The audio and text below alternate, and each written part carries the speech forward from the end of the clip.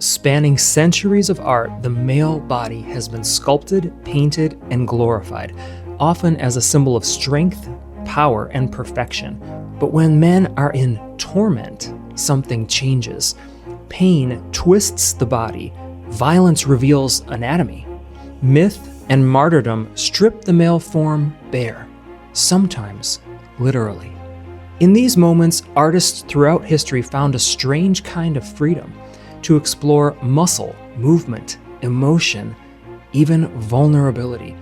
And whether by accident or intention, some of these works walk a fine line between agony and intimacy, between pain and longing.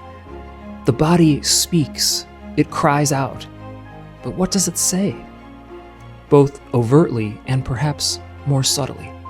In this video, we'll go to the Louvre in Paris and some other great museums, where we'll look in detail at 5 powerful depictions of the male body under duress, from classic and Renaissance marble to 19th century oil. Along the way, we'll ask, what did men in torment allow artists to show? What feelings, themes, and perspectives did it let viewers explore? And how has pain, both mythic and mortal, become a stage for displaying not just suffering, but exquisite male beauty? This is the man's body in torment at the Louvre and Beyond. Let's begin. This first painting that we're going to talk about today is so incredible that I just want you to take a deep breath with me as we first look at it. This mythological painting shocked 19th century viewers with its sensual treatment of punishment, almost intimate in pose, yet cosmic in theme. We're looking at a painting called Ixion, a man from Greek myth. The artist is Jules-Élie Delaunay, and it was painted in 1876.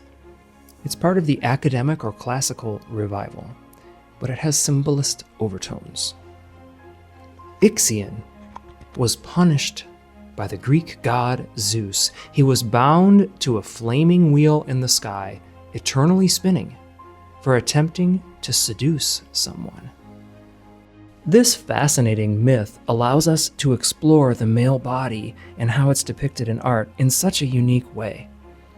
Here we have Ixion, naked, arching his back, his limbs twisted, his torso's muscular, his nudity and very personal vulnerability are implied, but shadowed. His hair flares out, his mouth opens, gaping in agony. His eyes are almost closed as he succumbs to fate. Or are they perhaps the eyes of a model who posed for this painting, fluttering in ecstasy? It's only left up to the viewer to wonder, is this divine martyr or a sensual captive? Now, who can miss that thick, really gross-looking serpent wrapped around him? This is an artistic touch that deepens the connection between Greek myth and the Bible origin story that would have been familiar to viewers in the late 1800s. That's the first sin, tempted by the serpent, and eventually led astray by those temptations. We can't help but not think about temptations when looking at how this painting was painted. The snake's flickering tongue reminds us of those temptations of the flesh and the related threat of danger. But Ixion's movements have grace and strength.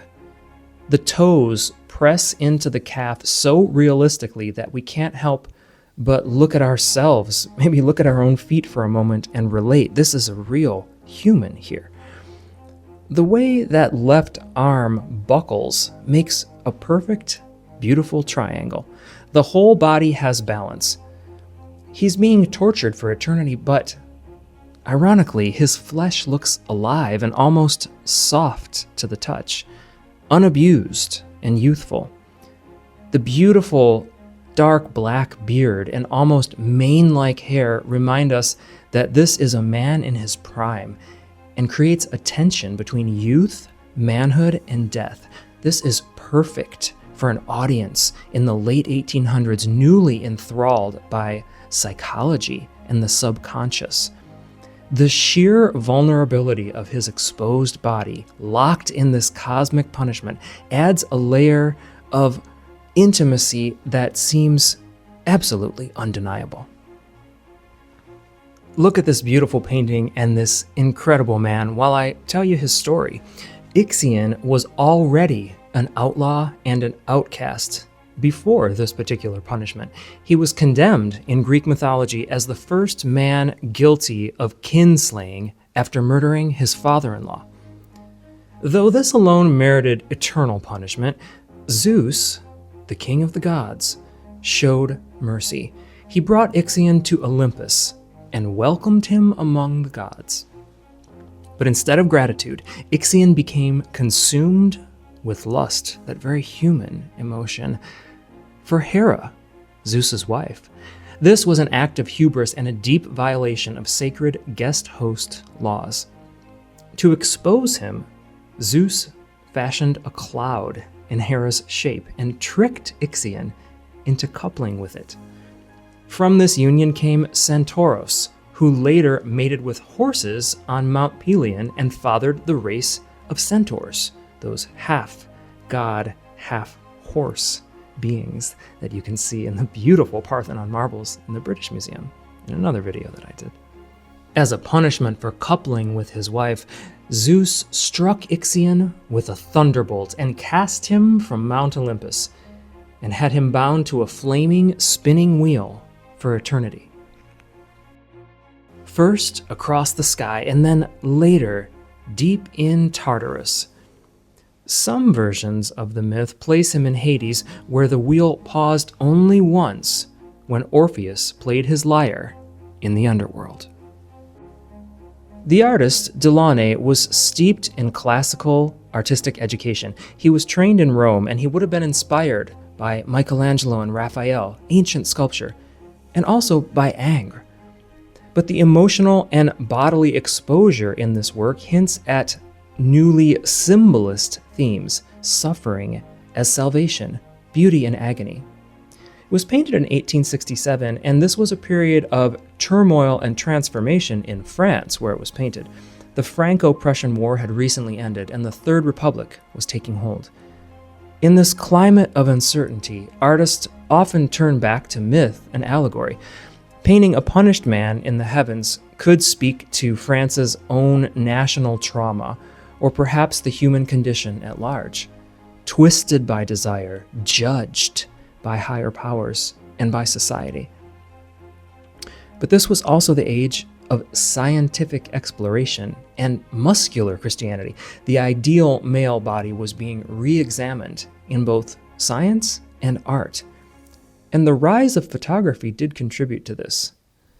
The rise of photography made us think about how we're painting the realisticness of the human body, and this was coupled with a return to classical revivalism.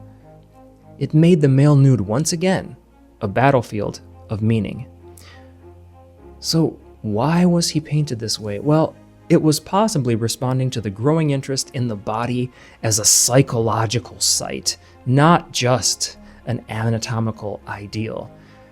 Could this also reflect a kind of an end of the century anxiety about masculinity, punishment, and even desire?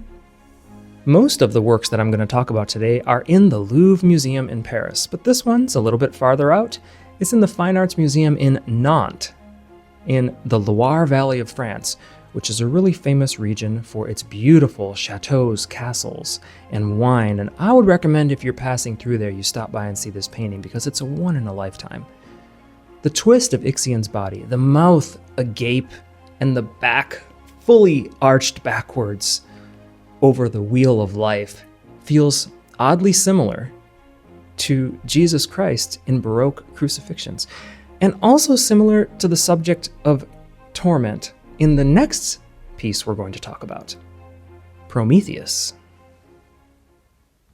I'm really excited about this next painting. It is a real showstopper in the Louvre collection, and I had never seen it before. Here we have three glorious men of different ranks and ages enacting a mythical scene that is clearly just a cover for exploring the limits of neoclassical art. This was painted in 1744, and the title is Prometheus Tied to the Caucasus. The artist is a relatively unknown Jean-Charles Frontier. In this version of the widely painted subject Prometheus bound, the moment captured isn't the torment of Prometheus itself, but the moment of the punishment being enacted and initiated. The muscular figure of Prometheus lies half reclined on a rock, his wrists already chained, forcibly restrained by a laboring figure, likely Hephaestus, the god of fire and metalwork. Above them looms Zeus, who we remember from the myth of the last painting. He's calmly floating above, gesturing imperiously downwards, overseeing the punishment with divine authority. Behind him lurks the eagle that will soon feast on Prometheus's liver, a silent but absolutely terrifying presence. Prometheus's nude body is stretched and arched across the diagonal. His muscles are tensed, his head is flung back, his lips are parted. Is it in pain or plea? This is not yet agony, but a moment of transition, which is difficult to capture and beautiful to see. We don't see gore. We see vulnerability, submission, and helpless, intimate tension. Prometheus was a titan in Greek mythology. He defied Zeus by stealing fire and giving it to humanity. As a punishment, Zeus ordered Hephaestus to chain him to a rock where each day an eagle would devour his liver until it regrew again. It was a punishment meant to last for eternity, a myth that symbolized rebellion against tyranny and the cost of compassion towards those worldly humans. In Aeschylus's ancient play Prometheus Bound, the Titan, Prometheus, speaks eloquently from his chains, challenging Zeus's authority and asserting the value of forethought, which is what his name literally means. In Enlightenment Europe, when this would have been painted, 1744, this myth had gained new power as a metaphor for scientific progress, philosophical resistance, and even sometimes political revolution. And so, unlike many other paintings of Prometheus from the past and even contemporary to this painting doesn't show the torture of Prometheus. It shows the setup to that torment, which even allows us to add more psychological layers. In that setup, the male form becomes a canvas of anticipation, stretched, softened, and stilled in that moment before both physical and psychological pain. Prometheus's hips, shoulders, and abs are accentuated by light in this painting, while his private areas are veiled, but only loosely, with a white cloth that almost seems accidental and as if it's about to slip off with the slightest gust of wind. That seems clearly intentional by the artist. His posture is bound and arching kind of upwards, as if it can't decide if it's arching towards the god or towards the very real man who is astride him, chaining him. All of this clearly evokes both vulnerability and a subtle sensuality. The image is charged. We're not only witnessing punishment, but a strangely intimate moment between bodies, power, and flesh. Zeus is beautiful in this painting. I'm looking at it now as I'm making this video for you, and it's just one of my favorite paintings I've ever talked about. His red robe flows with ease. It looks like it's so soft and beautiful you could touch it. Maybe it feels like satin. And his body, in contrast, is strong. It's clean, it's ideal, and it's stable.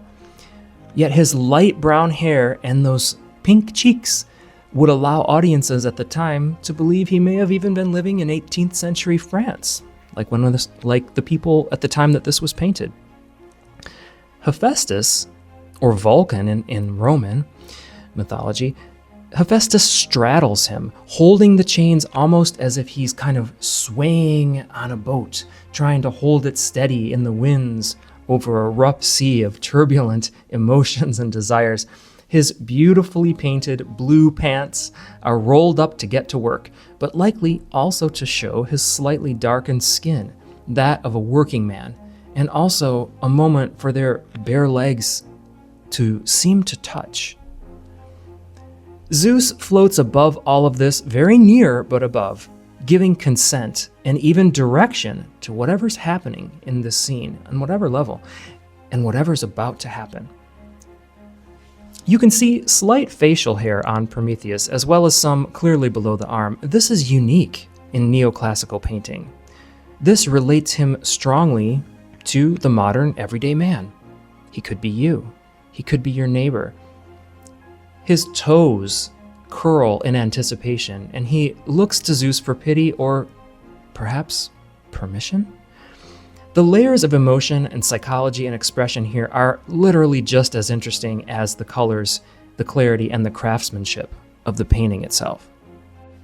Frontier, the artist, was a product of the French Academy, but he was also a winner of the Prix de Rome, which was a prize that sent young artists to Italy for classical training, and his works often walked the line between mythological storytelling and sensuous display. He would have been influenced by Nicolas Poussin, Charles Lebrun, and of course, the Italian Renaissance and Baroque masters like Michelangelo, Carracci, Reni, and Guercino. We know very little about his personal life, but we do know that his participation in academic circles would have given him both the tools and the excuse to study the male form intensely, under the guise of mythological painting. As I mentioned before, this work was created in 1744 during the height of Enlightenment in France. This Prometheus myth resonated with thinkers like Voltaire and Diderot, who saw the Titan as a symbol of resistance to arbitrary power. And in painting, pain, punishment, and bondage became a way to examine these political and philosophical themes, and also to examine the body, power, submission, and even longing, all while being encoded in ancient myth. Louis XV was still king, and while the Ancien regime was still intact, critiques of power were growing, and this Prometheus myth, with its theme of rebellion and punishment, would have resonated very powerfully. Since this painting to me seems so obvious that it has a multi-layered twist in its suggestivity, I just want to comment that also at this time in France, male homosexuality was still criminalized. Punishments could include imprisonment, exile, public shaming, and in extreme cases, even execution. It had happened. So, painting and the artistic world may have been an escape. Men who desired men often used coded language, gestures, or even mythological allusions to express or recognize each other's desire. The myth of Prometheus, whether in literature, poetry, or in painting, could resonate with viewers on multiple levels as both a moral tale and as a covert symbol of transgressive desire, pain, and defiance, both politically and personally. Next, we are looking at a monumental male sculpture and one of the most famous and important sculptures in the entire Louvre Museum and also in all of art history. It's called The Dying Slave, and the artist is none other than Michelangelo Buonarroti, known to most Americans as Michelangelo. This was created between 1513 and 1516 in the High Renaissance era of art. Here we have marble rendered into muscle, flesh, and agony, The dying slave appears to sink into himself, head tilted back, eyes closed, passively, one arm raised as if surrendering to some unseen force. The sculpture was originally intended for the grand tomb of Pope Julius II, but it was never installed there. Instead, it now stands as a powerful expression of resistance, submission, and vulnerability of the human body, especially the male body, under pressure. So now, if you're new to art history, you might be thinking, okay, the dying slave, well, what period of history is that from? Whose slave was it? And why was he dying? And it's a very reasonable question, and to be honest, I did not know either. I knew that this was one of the most famous works by Michelangelo, and when I saw it in the Louvre, I didn't know the historical story behind it, because it turns out there really isn't one. Though they were called slaves, the figure of the dying slave, there's another one near it called the rebellious slave, these figures were not literal depictions of enslaved people from Michelangelo's Renaissance time. Instead, they represent allegories of the soul in bondage to the flesh, to death, and to worldly suffering. Renaissance viewers might have understood these as Neoplatonic metaphors, the human body as a beautiful prison for the divine spirit. This idea of a soul trapped in a body would have resonated very well with Christian ideas, such as the fall and the redemption. But how is Michelangelo particularly portraying the male form here? This body is idealized, but intensely physical. Every sinew, tendon, and muscle is rendered with anatomical care and precision. These aren't portraits, they are exaltations. The dying slave's arched back and twisted torso accentuate the tension between pleasure and pain, which are both these worldly issues that we would all be struggling with. There seems to be an undeniable erotic charge here. Frankly, I don't even know how Michelangelo got away with it. Art historians have long noted the sensuality in Michelangelo's figures, even in the Sistine Chapel, but nowhere are they more on display than here in The Dying Slave. The bodies seem to suffer beautifully, even invitingly, and the nudity here is never incidental, it's the point. To a modern audience, it's so overtly sensual that it might even evoke a giggle of discomfort. The dying slave is like he's almost lifting up his halter-top shirt as he's dying, and he's kind of caressing his own abdomen. He's revealing these taut abs and a perfect U shape. His thighs are full and veer almost toward the feminine, yet his male anatomy, unlike some in Greek and Roman sculpture, is nearly correct, proportionally speaking. His right bicep is impressive and manly, and his curly hair suggests a bit of wildness.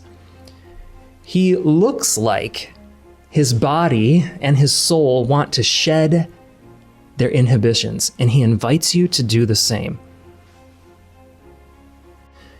Again, I really don't know how Michelangelo totally got away with this, but I can assure you that it speaks to his sheer talent and influence that he did. These sculptures were made in the early 1500s. It was the High Renaissance, like I said. Pope Julius II had just died. He died in 1513. He was called the Warrior Pope for literally leading troops into battle and commissioning grand projects like the Sistine Chapel, the ceiling, and St. Peter's Basilica. But the Catholic Church was near its crisis point. Only 4 years later, Martin Luther in Germany would publish his 95 Theses by nailing them to the church wall in Wittenberg, the church doors, sparking the Protestant Reformation. Tensions were building. Florence, which was Michelangelo's home, had been a hotbed of intellectual freedom, but also of religious extremism, and the Medici were regaining control. This was a moment of political reshuffling and high anxiety. In this world, masculinity was being redefined. It was no longer just about brute force, but about ideal form and worldly power, as well as spiritual potential. The body in art became a symbol of those moral and philosophical values, but it also became a site of this barely contained emotion. Michelangelo was deeply influenced by classical antiquity, especially Greek sculpture like the Laocoon and Sons, beautiful sculpture that you should see one time in your life, and the Apollo Belvedere. But he was also profoundly religious, and he was haunted by guilt and faith. Although we can't apply modern labels, Michelangelo was well known and considered by scholars to be a lover of men. He wrote passionate love poetry, including one to a man named Tommaso de Cavalieri. Michelangelo said, "I feel within me the fire of your beauty. My soul is burning in that flame."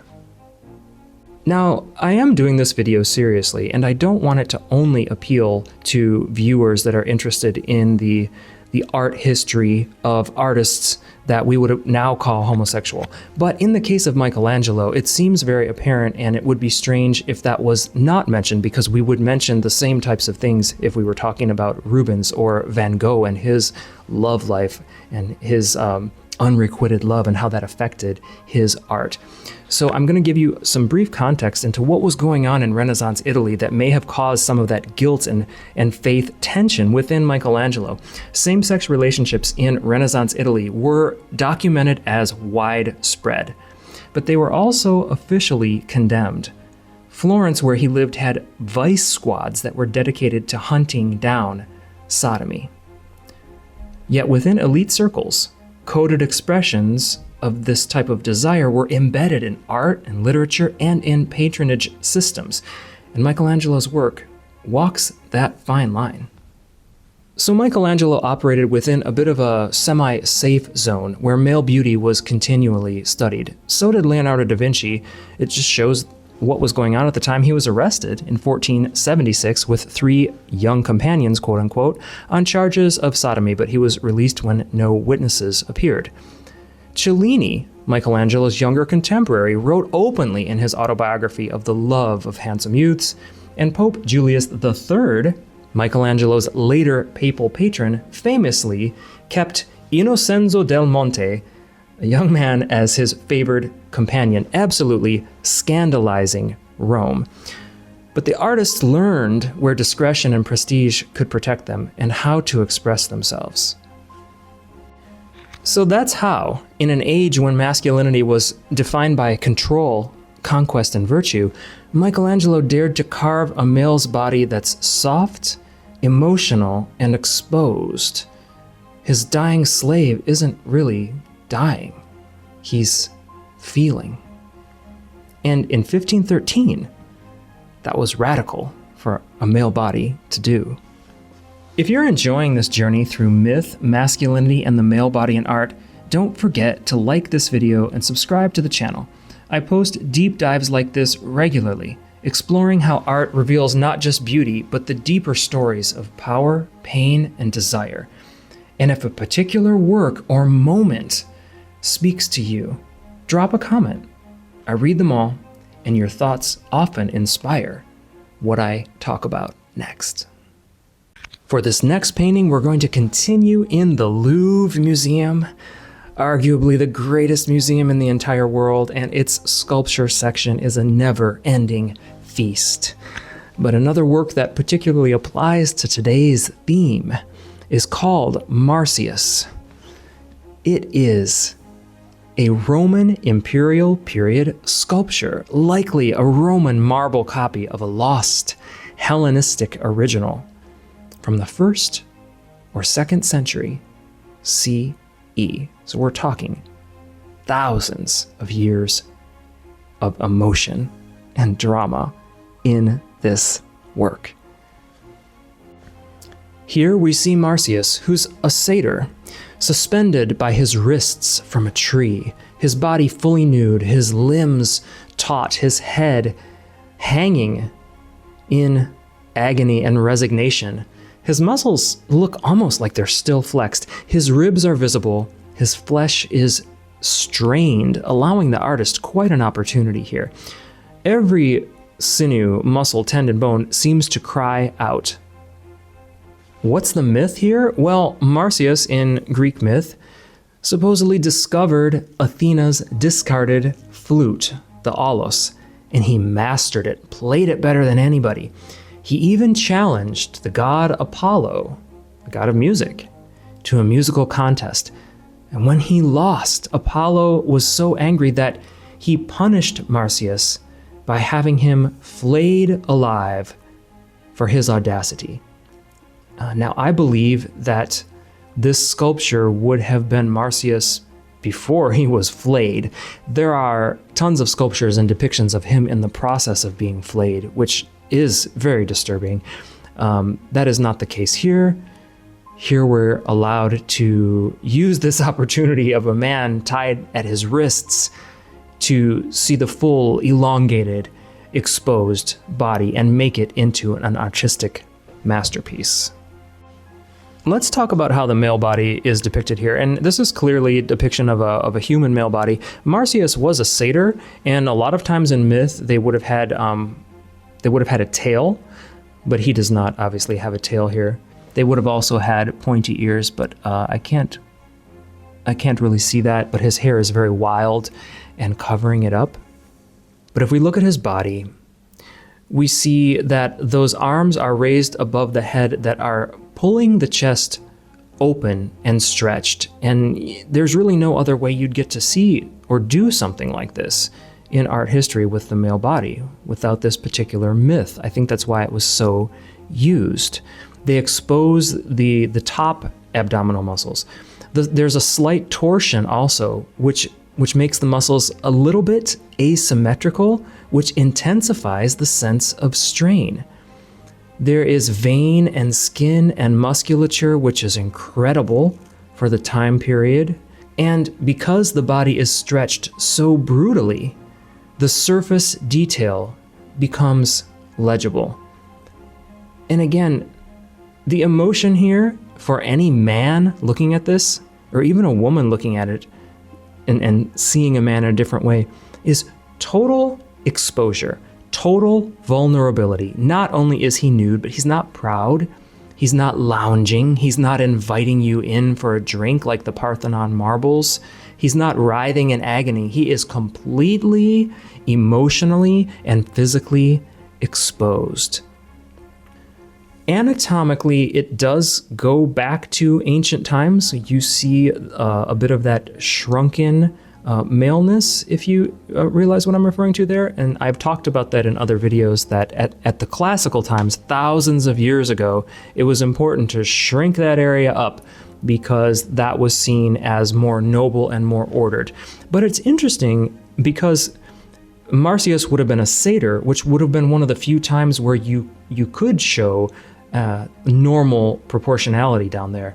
But this artist did not. We don't know who the artist is.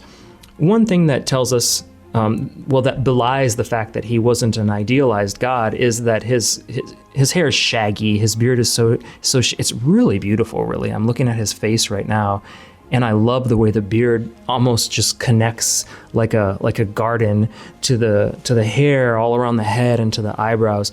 But also connects, he does have hair in the armpit, which isn't that common in classical Greek and Roman art. I think it's because he was a satyr. But remember, what that also does is it makes him seem more human and more relatable. I am seeing some undertones here as well, even though they are probably, definitely less so than with Michelangelo, who was more than 1,000 years later. But we do have this combination of vulnerability, exposure, and sculpted form that has a kind of a faint, sensuous charge. But that vulnerability becomes part of the whole visual drama. Take a look at him from the side, by the way. It's it actually shows you what a beautiful man this was, whoever the model was. When you look at it from the side, it does look almost idealized and perfect. So I think it's a great combination that you can see this sculpture in the round, you can walk around it, you can see it from the front in all of its vulnerability and stripped of its masculinity, really. You see it from the side and it looks like an athletic work of art. I do also love how the feet are so realistic that they're curving down on the little pedestal there. To me, Marsyas is speaking to us. He's basically saying, as a male, expose me, take away my pride, show me in the raw, natural form that I would never otherwise show, yet still feel for me, identify with me, maybe even want to be closer to me. This sculpture and theme would have shocked ancient audiences who were passing by it wherever it stood because of the combination of raw exposure without the dignity and idealization of the athlete or god. It would have caused emotional stir and confusion, and it was likely meant to, and it may have also been a political statement, like we saw with some of those earlier paintings, even in Enlightenment times, under the yoke of the kings of France. But under the time of Rome, there was political tension, and something like this could have expressed punishment and anger about that punishment. One important theme that I want to touch on with this beautiful male body before we move on to the next is that this is Greek-Roman myth. This is not Christian subject, but it shows you that the theme that we have from the Bible of Jesus suffering as kind of a statement that we can identify with has been going on. We can see that in this Greek and Roman times too. I hope that if you get a chance to go to the Louvre, I recommend not going in the summer. And if you have a chance to go, make sure to spend some time with some of these sculptures. Everyone will rush to see the beautiful female forms like the Venus de Milo and the Winged Victory. There will be some people looking at the Dying Slave, but Marsyas will not get as much attention. And if you look at some of these off the beaten path sculptures in the Louvre, you're really in for a feast of the eyes. Spend some time with them. For the final work, we are going to fly from Paris at the Louvre to New York City, where the contender for best museum in the world, the Met, resides alongside Central Park. Do not dare to go to the Metropolitan Museum of Art in New York City and not see this thrilling sculpture.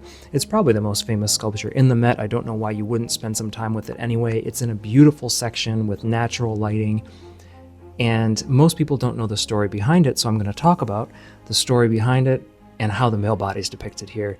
It is really one of the greatest works in the United States.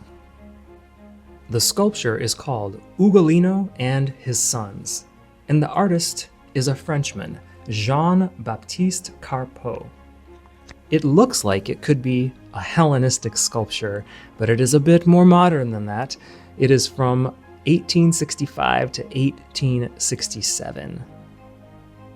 The style is difficult to pin down, but most people say French Romanticism, perhaps having elements of anatomical realism or even Baroque theatricality. This is one of the few 19th century sculptures to combine extreme psychological anguish with muscular tension and visceral male nudity in a way that made viewers in both the 19th century and today deeply uncomfortable and fascinated. The work was inspired by a passage in the classic literary work Inferno by Dante. And the story is considered so disturbingly visceral that even critics of the time had a hard time categorizing it. Is it too violent? Is it too theatrical? Is it too grotesque? So this is the platform and the palette on which this artist worked. So here, the sculptor Carpeaux, who's sculpting in marble, dramatizes one of the darkest episodes from Dante's Divine Comedy, Canto 33 to be exact. The man is Ugolino della Gherardesca, who was not a character from myth. He was not a god. He's not a Christian saint. It was an actual Italian nobleman who lived around the time that the Divine Comedy by Dante was written. This Italian nobleman was imprisoned with his sons and maybe even with his grandsons in a tower and left to starve. Dante's version even implies that he eventually devours his children, a shocking, almost mythical image of despair and possible cannibalism here. Some versions of the story even say that the children cried out to be eaten. It's very psychologically bizarre. Carpeaux here is capturing this moment of utter torment. And we're not talking torment, I'm gonna die, I'm gonna suffer. We're talking all of my morals and identities are being challenged. And that's shown in his body. Ugolino slumps forward. He's biting his own fingers in nervousness and agony, and maybe as a foreshadowing that he will eat human flesh, while the lifeless or sometimes clinging bodies of his family surround him. But he doesn't look at them. He doesn't touch them. They touch him, but he's almost trying to writhe away from them. He doesn't touch them, further emphasizing the torment. The sculpture is a masterclass in rendering the male body and its emotions. Every muscle and every joint is activated. Everything is clenched, from the toes of the fallen sun to the emaciated, powerful torso of Ugolino himself. Zero body fat, but the muscles are still there. It's not just for classical reference, but we're really seeing vulnerability, mortality, and more emotion in these bodies than we've ever seen in classical art.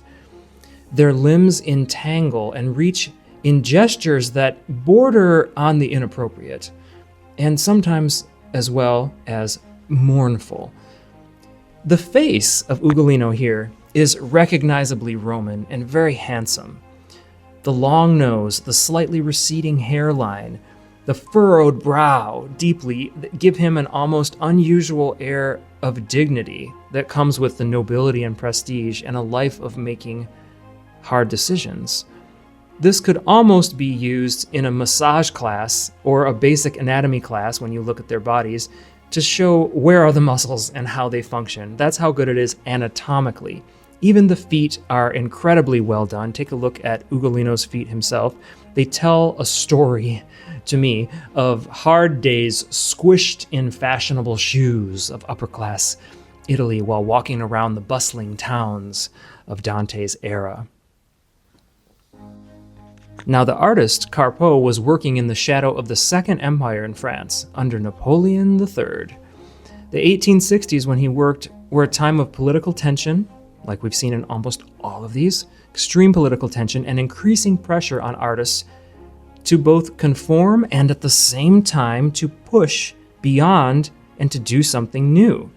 So the horror and humanity of Ugolino could be read as a subtle critique of political cruelty and class betrayal, but also as a romantic obsession with the dark extremes of the human psyche. It shocked audiences at the Paris Salon in 1867, but it also cemented Carpeaux's reputation as a genius unafraid of excess. Now, it won't be a surprise to anybody that Carpeaux trained at what was called the École des Beaux-Arts and won that prestigious Prix de Rome prize. So he was also deeply influenced by Michelangelo and also expressive forms of the Baroque sculpture. You can see all of that here. So this is definitely not an explicitly sensual sculpture, but it has been critiqued for its suggestivity, especially for its focus on the male vulnerability, the emotional collapse, and the body-to-body intimacy between all these male figures. This work evokes themes of repression, suffering, hunger, and unfulfilled bonds. So regardless of your reading of this incredible sculpture that you must see in New York City, it's undeniable that in this one sculpture we are able to see the entire breadth of a man's emotion in both the faces and the bodies of all of the characters in this sculpture. The male body here, the male form, is represented throughout the ages in one sculpture, and it climaxes in a fleshy, nervous, almost apotheosis of Ugolino. He's on the edge of all that is human. He's wrestling with mortality, hunger, regret, indifference, selfishness, fear, and in the end, he's left with nothing but the male body, the final thing that disappears, and the one that lasts forever in this sculpture and in the great art of our majestic museums like the Louvre in Paris and the Met in New York City. This writhing ballet of male limbs and exposed ribs reveals the beauty of the timeless male body, and one that feels deeply modern in its psychological complexity, and a perfect way to end this study. So from Ixion's spinning wheel of punishment to Prometheus's chained defiance, from the dying slave's sensual surrender to Marsyas's defenseless dangling, and finally to Ugolino's starving sons and writhing bodies, these works reveal how artists across centuries have used torment not only to explore pain in a man, but to explore the physique and the emotions, and to sculpt beauty, to provoke desire, and to question power, both political and interpersonal. Each twisted limb in all of these paintings and sculptures, and every anguished pose, reflects not just suffering, but deeper cultural tension. The tension between discipline and desire, between shame and beauty, and between the sacred and the ecstatic. Thank you for watching. If this video stirred your curiosity or made you see the Louvre or the Met in a whole new light, go ahead and like the video, subscribe to my channel for more tours like this through hidden histories and bodies in art in the male form, and comment below with your favorite work, or one that made you the most uncomfortable, or the most thrilled, or awakened to the mystery of art. And if you want more specifically, check out my videos on the male body in art at the Met. Or if you like general art videos and want to see the best things to see at the Met, at the Frick, at MoMA, and many other museums, I have those too. You'll never walk through a gallery the same way again after watching one of these videos.